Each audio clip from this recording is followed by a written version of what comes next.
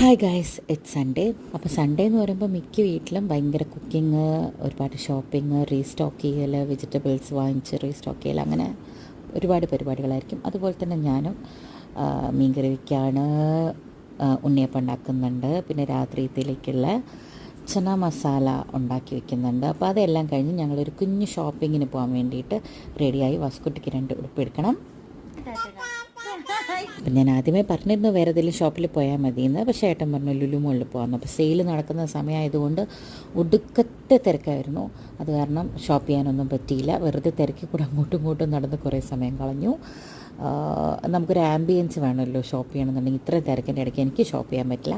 അപ്പോൾ ഞാൻ തിരിച്ച് വന്ന് മാക്സിൻ്റെ ഇൻഡിപെൻഡൻ്റ് ആയിട്ടുള്ള സ്റ്റോറിൽ പോയി വളരെ സമാധാനമായിട്ട് തേരാപാര നടന്നു. ഷോപ്പ് ചെയ്തില്ലെങ്കിലും തേരാപാര നടക്കുന്നതാണ് വെരി ഇമ്പോർട്ടൻറ്റ്. അങ്ങനെ കുറച്ച് ഷോപ്പ് ചെയ്തു തിരിച്ച് വീട്ടിൽ വന്നു. അങ്ങനെ സൺഡേ കഴിഞ്ഞു ഗൈസ്.